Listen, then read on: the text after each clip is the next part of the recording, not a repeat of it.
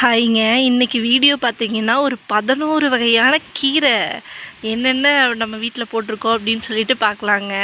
எனக்கு இந்த வீடியோ ரொம்ப எடுக்கிறதுல அவ்வளோ ஹாப்பி. ஏன்னா கீரைன்னா எனக்கு ரொம்ப பிடிக்கும். அதனால் இன்றைக்கி ஒரு 11 வகையான கீரையை பார்க்கலாங்க. ஃபஸ்ட்டு இதில் நம்ம பார்க்குறது இது வந்து சிறுகீரைங்க. போட்டு சும்மா ஒரு 25 நாள்லேருந்து ஒரு மாதத்துக்குள்ளே அறுவடையே எடுத்துடலாம். சூப்பராக வந்துடும். அடுத்து செங்கீரைங்க. பாருங்களே, இதை வந்து செங்கீரைன்னு சொல்லுவாங்க. பீட்ரூட் கலரில் வர்றதுனால இதை வந்து பீட்ரூட் கீரைன்னு கூட சொல்லுவாங்க. இது வந்து நம்ம கட் பண்ணி எடுத்துருக்குறோம். சூப்பராக தளைஞ்சிக்கிட்டே இருக்குது. நான் கிட்டத்தட்ட இதில் வந்து ஒரு 3 தடவை நான் கீரை எடுத்துட்டேன். இன்னுமே அவ்வளோ சூப்பராக தளைஞ்சு வந்துட்டுருக்குது. பொரியல் பண்ணோம்னா அப்படியே நல்ல ஒரு ரத்த கலரில் இருக்குங்க. நெக்ஸ்ட்டு பாலக்கீரை வந்து போட்டு கிட்டத்தட்ட ஒரு 10 நாள் ஆகுது. கீரை பாருங்களேன், அப்படியே சூப்பராக இப்போ தான் அப்படியே தலை வர ஆரம்பிச்சிருக்குது. பாலக்கீரை வந்து நம்ம சப்பாத்தி பூரி இதுக்கெல்லாமே வந்து நம்ம அரைச்சி மாவில் பிசைஞ்சு சப்பாத்தியோ பூரியோ சுட்டோம்னா சூப்பராக இருக்கும். நெக்ஸ்ட்டு தண்டங்கீரைங்க. இங்கே வருங்களே, தண்டங்கீரை அப்படியே சூப்பராக வந்திருக்கு. கீரையை பொறுத்த வரைக்கும் நமக்கு ஒரு மாதத்துலேயே சீக்கிரமாக அறுவடை வந்துடும்.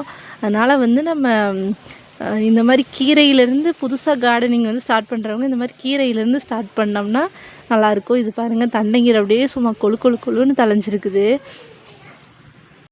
அடுத்து கொத்தமல்லிங்க. நிறைய பேர்த்துக்கு வந்து இந்த கொத்தமல்லி போட்டால் வரலின்லாம் சொல்லுவாங்க.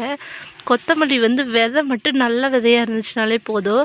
நம்ம வந்து மண்ணில் போட்டோம்னா ஆனால் முளைக்கிறதுக்கு வந்து கொஞ்சம் நாள் ஆகுது. இது பாருங்களேன், எவ்வளோ சூப்பராக அப்படியே தலைன்னு வந்திருக்குதுன்னு. பார்க்குறதுக்கே ஏதாவது இந்த கொத்தமல்லிலாம் தளைஞ்சு வந்ததுன்னா பார்க்குறதுக்கே அவ்வளோ அழகாக இருக்கும். பார்த்துட்டே இருக்கலான்னு. இந்த பக்கம் வந்தோம்னாலே அப்படி கொத்தமல்லி வாசம்தான்.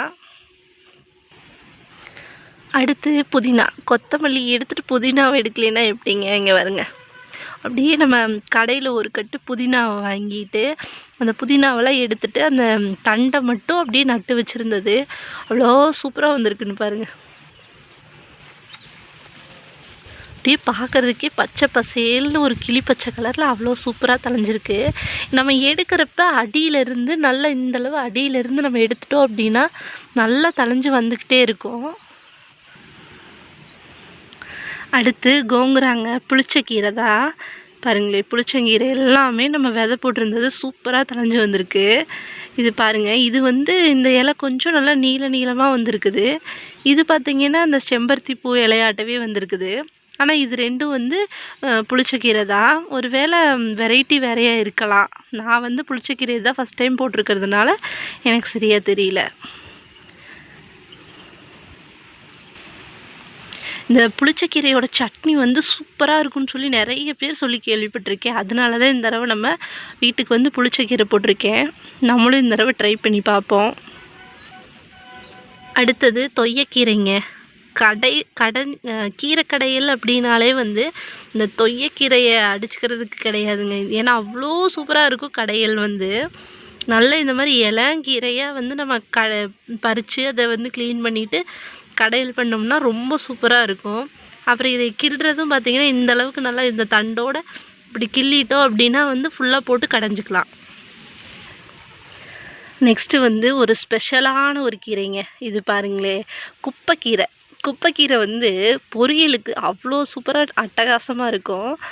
பாருங்களே, இது பொரியலுக்காகவே பிறந்த கீரை இந்த குப்பைக்கீரைங்க. இந்த பூ வர்றதுக்கு முன்னாடியே நம்ம எடுத்துட்டோம் அப்படின்னா சூப்பராக இருக்கும் நமக்கு. இங்கே பாருங்களே,